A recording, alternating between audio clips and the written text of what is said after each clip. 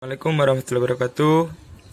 Perkenalkan, nama saya Abdurrahman Faris. Saya berasal dari Prodi K3 angkatan 2019 dengan NIM 15 19 11 71 30 35. Jadi di sini saya akan membuat video untuk tugas mata pelajaran dasar Hiperkes tentang aktivitas yang dilakukan pada saat di rumah pada saat pandemi ini.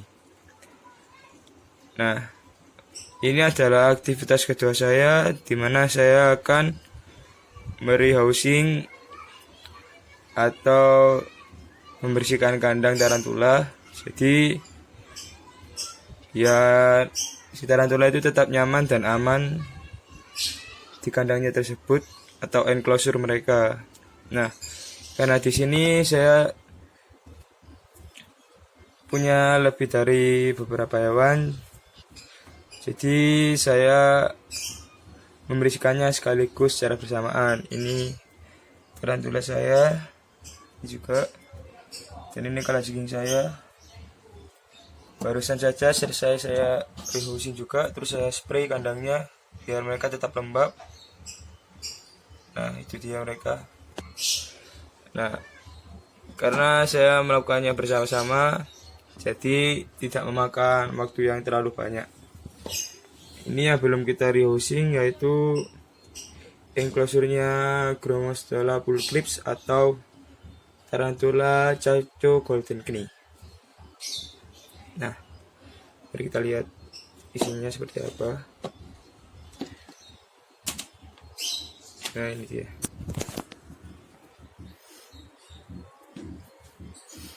Kandang ini sekitar 3 bulanan belum saya bersihkan, jadi udah terlihat guys kotor berantakan gitu ya. Nah, jadi ini kandang bukannya saya malas atau apa, cuman memang karena tarantula ini susah-susah gampang untuk memeliharanya. Jadi dia itu kalau misalnya kandangnya berubah gitu ya suasananya, terus kayak gak kayak biasanya gitu, pasti dia ngerasa kayak harus adaptasi, dan itu juga nggak butuh waktu yang singkat, tapi itu juga cukup lama, mungkin 3 hari sampai 1 mingguan. Normalnya sih 3 sampai 5 hari itu udah bisa adaptasi dan dia udah mulai mau makan kalau settingan kandangnya itu benar. Nah, ini saya membersihkan kadang 3 bulan sekali atau 4 bulan sekali, karena memang saya tidak ingin membuat tarantula saya stres. Jadi saya membersihkannya kalau udah terlihat benar-benar berantakan kayak gini, udah kotor semua, baru saya nanti bersihkan.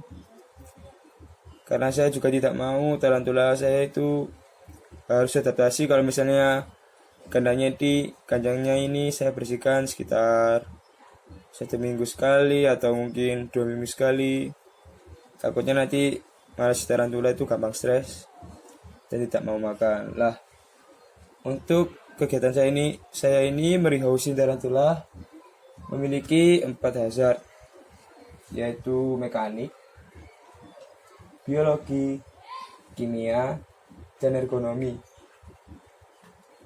Pada hazard mekanik, kita tentu saja pasti bakal kapan saja bisa tergigit ketika kita memindahkan tarantula seperti ini, kita memegang. Ini peliharaan saya sudah lama, jadi dia sudah terbiasa dengan manusia. Cuman kalau dia lagi moody atau dia lagi stres, ya dia gak segan buat gigit.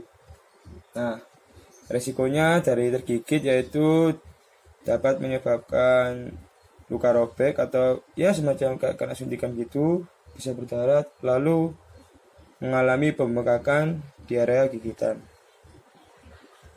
Nah, untuk pengendaliannya ada 5 cara, hanya saja yang digunakan hanya satu, yaitu penggunaan ABT. Jadi untuk eliminasi, substitusi, modifikasi engineering dan administrasi tidak perlu, jadi kita hanya perlu menggunakan APD, yaitu menggunakan sarung tangan kulit saja sudah cukup, atau sarung tangan biasa yang sekiranya tidak bisa tembus oleh tarinya dia. Nah, karena gimana ya, kalau kita terkadang itu nggak seberapa paham sama karakter hewan, terus kita asal megang itu juga sangat beresiko, jadi disarankan menggunakan APD saja. Lalu ada zat yang kedua, yaitu biologi. Nah, jadi bulunya ini bisa diterbangkan gitu sama si tarantula, jadi kena tubuh kita, dan itu resikonya bisa menyebabkan gatal-gatal pada sekitar area tubuh, jadi sekujur tubuh itu nanti bakal terasa gatal-gatal ya. Mungkin ada kali ya seminggu bisa gatal-gatal gitu karena bulu si tarantula ini. Nah, bulu-bulunya itu kelihatan kan. Nah, untuk pengendaliannya, ketika kita terkena bulu langsung, kita bisa menggunakan pengendalian dengan cara eliminasi, yaitu dengan cara membersihkan tangan yang terkena bulu dengan sabun dan air mengalir ya, sambil berdoa saja supaya tidak gatal. Lalu yang kedua, menggunakan APD, yang jelas menggunakan sarung tangan kulit atau sarung tangan apapun itu, biar tidak terkena langsung dengan kulit tangan kita ya. Untuk substitusi, modifikasi, engineering, dan administrasi tidak diperlukan, jadi cukup dua pengendalian itu saja tadi sudah cukup membuat kita aman. Nah, untuk hazard yang ketiga, yaitu kimia, tentu saja si bisa dari tarantula ini, dia termasuk tarantula yang low venom, jadi dia kalem, terus aman, tergigit pun mungkin kita hanya bengkak, atau mungkin kalau imun kita kalah sama si bisa tarantula, kita bisa demam saja, dan itu nggak lama kok. Nah, untuk resikonya dapat menyebabkan pembengkakan pada area gigitan dan rasa nyeri yang cukup lumayan ya. Untuk eliminasinya, untuk pengendalian hanya menggunakan APD, jadi untuk eliminasi, substitusi, modifikasi engineering, dan administrasi tidak perlu, cukup menggunakan APD, gunakan sarung tangan kulit agar kita tidak tergigit tentunya, atau mungkin sarung tangan atau apapun itu yang sekiranya membatasi tangan kita dengan si tarantula. Nah, dan hazard yang terakhir ada ergonomi. Jadi posisi tangan kita itu terkadang kurang nyaman ketika kita mau menghandle si tarantula. Itu kadang bisa menyebabkan rasa capek pada pergelangan tangan, karena kita harus menyesuaikan maunya si tarantula gimana, nyamannya si tarantula gimana, agar dia juga nyaman dan tidak menggigit kita. Untuk pengendaliannya sih, yang pertama eliminasi, substitusi, modifikasi engineering, lalu administrasi tidak perlu digunakan, cukup menggunakan APD agar kita menggunakan sarung tangan kulit agar tidak bersentuhan langsung ya dengan tarantula. Lalu ada juga modifikasi engineering ternyata, yaitu posisi kandang disesuaikan agar tangan kita tetap nyaman sehingga safety buat tangan kita dan tarantula itu sendiri. Nah, ini kalau kita mau memegang si tarantula atau meriusin tarantula, itu kadang kan ada ya jenis tarantula yang dia itu agresif, jadi kita ketika membersihkan kandangnya ini tuh kita kita harus pelan-pelan atau biar tidak menarik perhatian si tarantula. Jadi kita benar-benar melakukan gerakan yang sangat-sangat kecil, pelan, dan tarantula itu kayak gak sadar gitu sama gerakan kita. Jadi karena dia ini termasuk tarantula yang low venom, cenderung badannya itu besar. Rata-rata tarantula yang low venom atau besar rendah itu mereka itu mempunyai karakter yang kalem dan badan mereka itu besar. Kalau untuk jenis tarantula yang memiliki bisa yang tinggi, rata-rata itu badannya cenderung ramping, kayak memanjang gitu, terus pergerakan mereka itu sangat cepat. Hanya saja warna mereka itu lebih menarik dan bagus. Namun untuk pemeliharanya lebih susah karena mereka rewel, terkadang itu gampang rewel dan susah makan kalau benar-benar tidak sesuai dengan habitat mereka. Nah, ayo mari kita mencoba untuk melakukan rehousing tarantula. Di sini saya sudah ada kandangnya, ini tempat sampahnya, dan ini saya sudah menyiapkan alasnya, kokopit. Jadi ini kokopit itu bukan tanah ya, dia itu kayak semacam serbuk kelapa tua gitu, jadiin serbuk kayak gini. Kokopit biasanya juga dibuat media tanam, tapi untuk para pecinta hewan kita biasa membuat dia untuk alas ular, alas reptil, alas macam alas kadal-kadalan, alas serangga-serangga seperti ini tuh. Seperti mereka ini, atau mungkin dibuat media penentasan telur. Nah, kita juga memerlukan kandang karantina seperti ini. Nah, untuk tempat sementara si tarantula ketika membersihkan kandangnya, jadi kita cukup ambil seperti ini saja.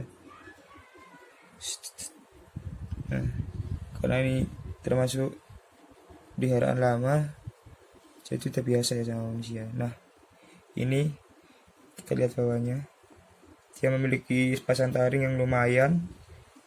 Kalau tergigit ya lumayan lah ya kalau tergigit ya.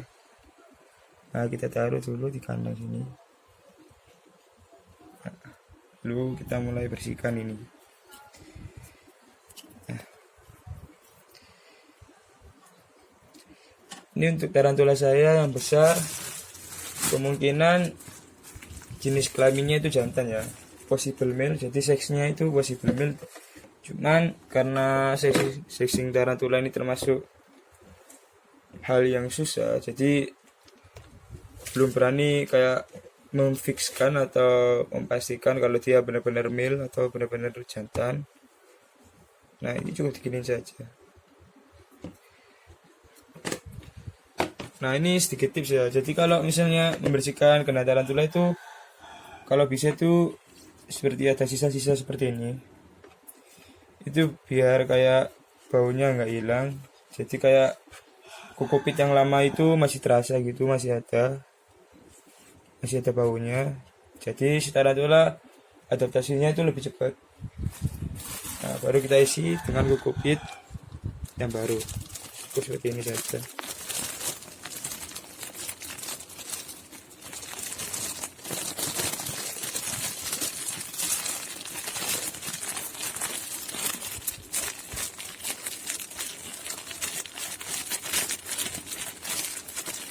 Nah, untuk alasnya ini sebenarnya tidak perlu terlalu tebal, hanya saja kalau tidak tebal saya kurang suka melihat kandangnya nanti, jadi alasnya sedikit saya banyakin ya. Nah, tinggal kita ratain sini.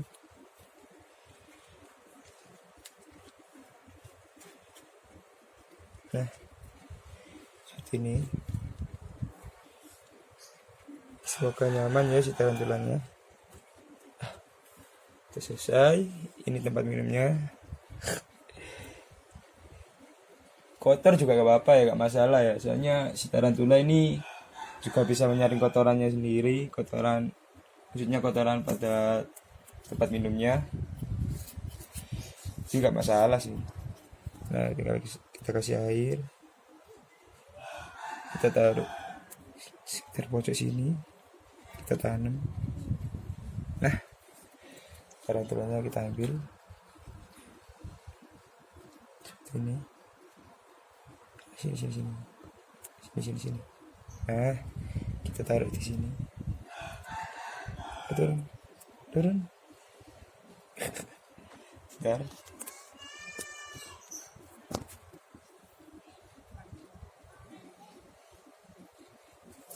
Nah, selamat datang di rumah baru Anda. Nah, sudah aman. Tinggal tunggu tarantulanya beradaptasi. Nah, ini juga sedikit tips. Kalau tarantula habis rehousing atau membersihkan kandangnya, itu jangan langsung diberi makan, karena si tarantula ini juga butuh penyesuaian di kandang barunya. Jadi kita membiarkan dia selama ya cukuplah 3 hari atau 5 harian atau mungkin seminggu. Kalau dia posisinya udah pernah makan, kayak kemarin ini kan dia makan, jadi ya gak apa-apa lah sampai seminggu. Nah, sekian aktivitas dari saya, kurang lebihnya mohon maaf. Assalamualaikum warahmatullahi wabarakatuh.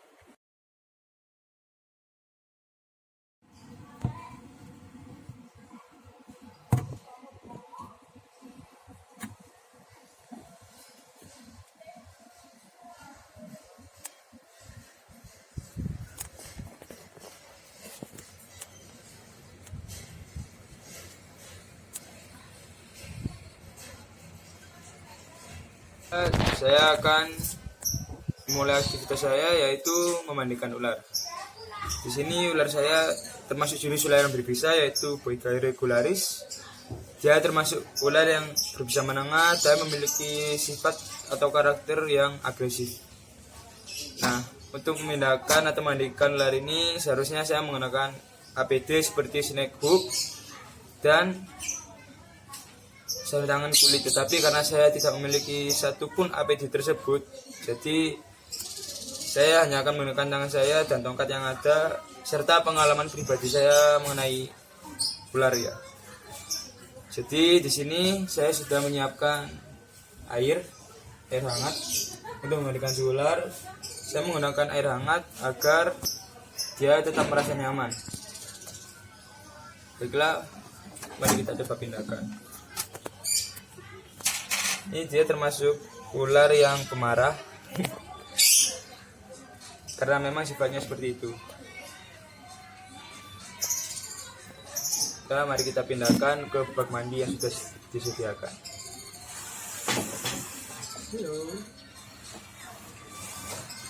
Nah, untuk memandikan ular ini kita harus hati-hati karena dia termasuk ular yang sangat agresif. Kita lihat dia sudah siap untuk menyerang itu. Jadi saya akan mengambil belakangnya seperti ini, lalu dipegang ininya, kita taruh ke air seperti ini. Kita harus benar-benar sabar dan hati-hati agar si ular tetap nyaman dan dia tidak akan menggigit kita. Kita bisa saja memegangnya seperti ini, tetapi karena ini peliharaan saya dan saya tidak tega, jadi saya akan cukup seperti ini saja. Nah, dalam memandikan ular ini memiliki 4 hazard, yaitu mekanik, biologi, kimia, dan ergonomi. Untuk yang mekanik, ular ini sangat berpotensi untuk menggigit saya kapanpun itu karena memang dia hewan liar dan dia memiliki sifat yang sangat agresif. Jadi dia bisa saja kapanpun akan menggigit saya. Untuk resiko dari tergigit ular ini yaitu akan mengalami pembengkakan di area yang digigit, dan juga luka sobek yang bisa berdarah. Lalu jika parah bisa menyebabkan demam. Nah, APD yang dapat kita gunakan seperti snake hook, sarung tangan kulit, agar ketika kita digigit tidak menembus kulit. Lalu hasil yang kedua ada biologi, dimana ketika dia menggigit, dia bisa, taringnya itu bisa tertinggal.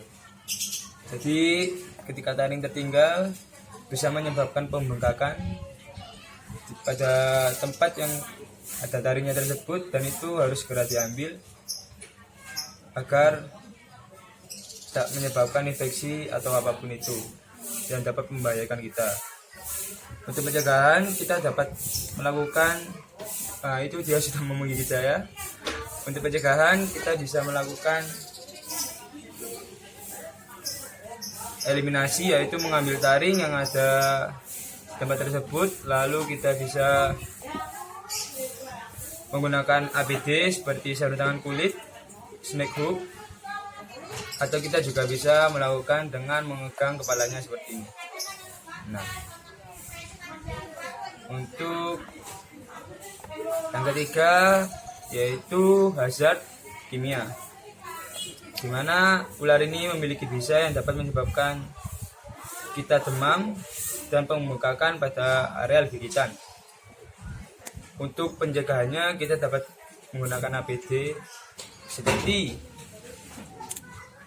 sarung tangan kulit dan snake hook tentunya, karena itu benar-benar wajib. Lalu yang keempat yaitu ada hazard ergonomi, di mana kita harus menyesuaikan tangan kita agar dia tetap merasa nyaman dan kita pun juga tetap aman. Dan terkadang ketika kita memegang seperti ini, tangan itu bisa terasa capek karena mengikuti pergerakan ular, mengikuti gimana nyamannya ular. Jadi terkadang tangan itu sampai istilahnya apa ya, belet-belet gitu. Nah, untuk hazard dan risk semuanya sudah dijelaskan. Jadi jika ada salah katanya mohon maaf. Wassalamualaikum warahmatullahi wabarakatuh.